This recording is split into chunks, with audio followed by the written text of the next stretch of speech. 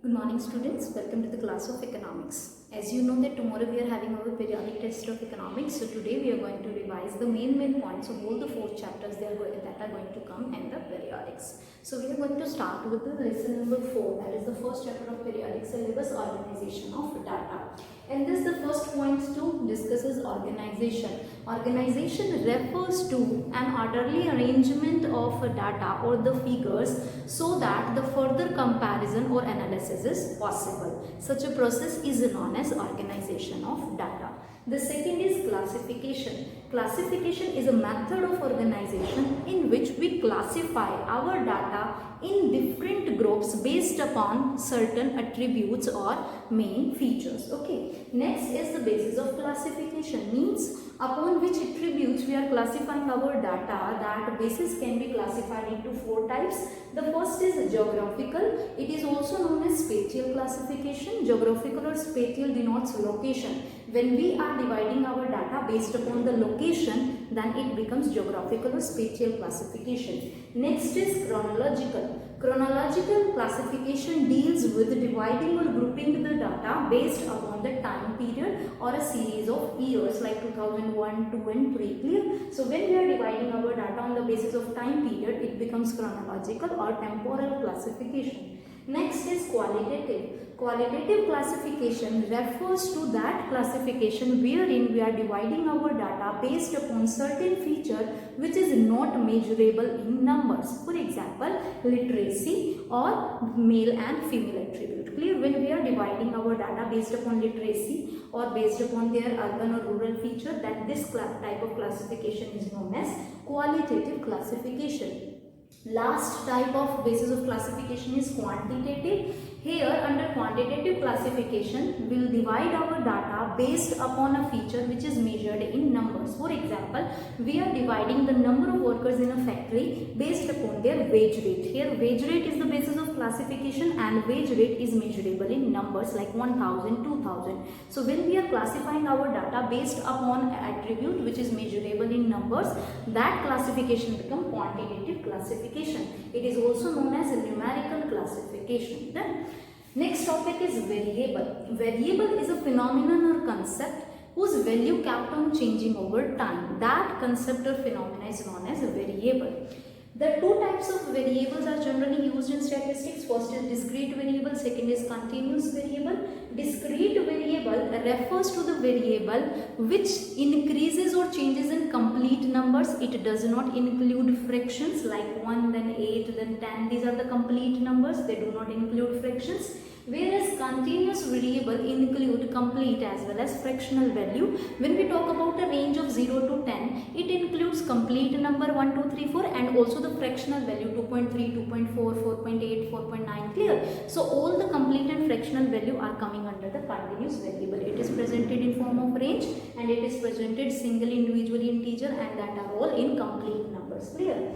Next concept is raw data. Raw data is the original information that we gathered from the population or the universe which we need to study, and that raw data firstly need to be converted into some statistical series and then it becomes ready for the further analysis. Clear? So raw data is the original data which is collected from the origin or which is collected from the population. Then we classify that raw data into some types of series, and there are 3 types of statistical series: individual, discrete and continuous. Individual, discrete, these type of series classification is based upon their presentation. Clear? So the individual series refers to the series where in each and the data is shown separately, individually, without their frequencies. Clear? Discrete series is also known as frequency array.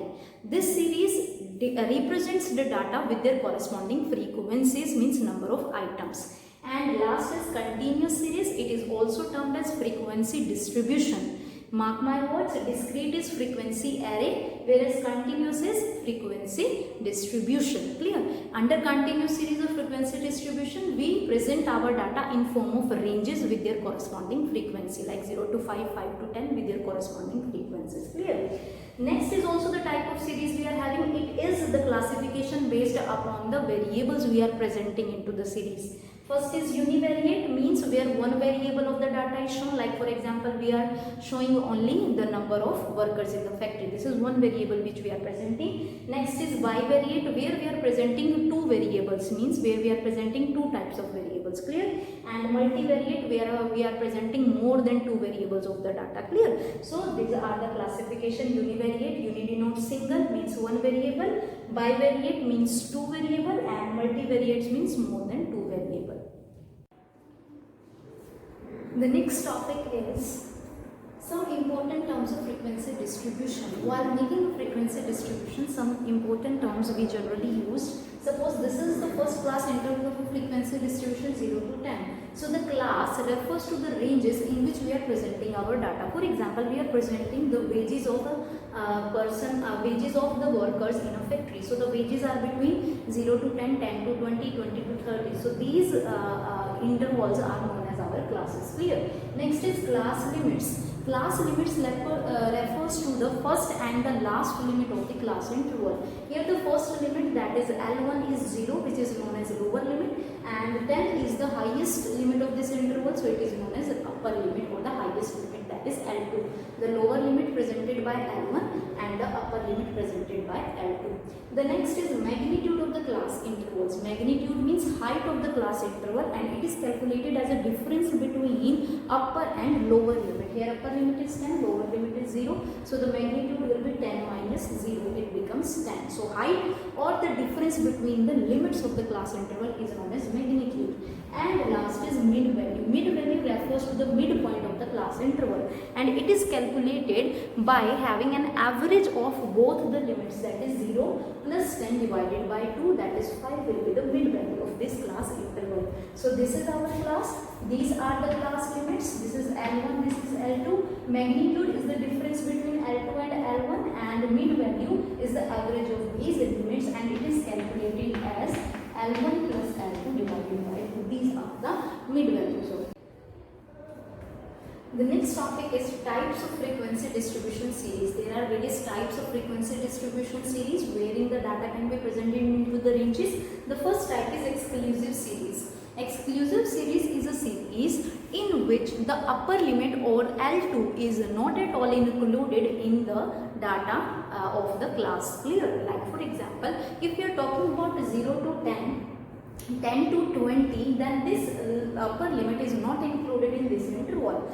Clear? It will be included as a lower limit of the next interval. Clear? So exclusive series means which excludes the upper limit of the class intervals. Inclusive series is a series in which the upper limit is included. Like for example, if I say 0 to 9, 10 to 19, 20 to 29, if such kind of a series I am having, so here in 9 is included here, 19 is included here, 29 is included here, because the next lower limit is different from the previous upper limit. Clear? So inclusive series is a series in which the upper limit is included in the class itself.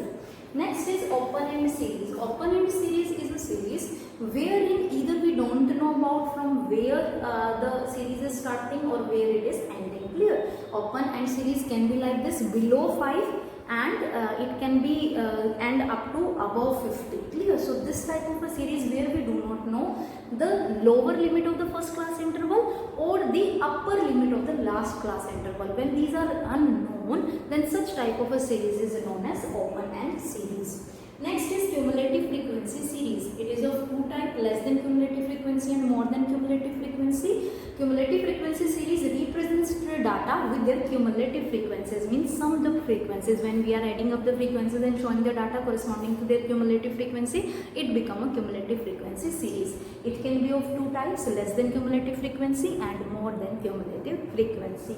And last is mid-value series, where we are presenting the number or the items or number of items or the frequencies corresponding to the mid-value of the class intervals, then it becomes mid-value series. In such cases, we firstly need to find out the class intervals, then we do the further analysis on that. Clear? So these are the types of frequency distribution series.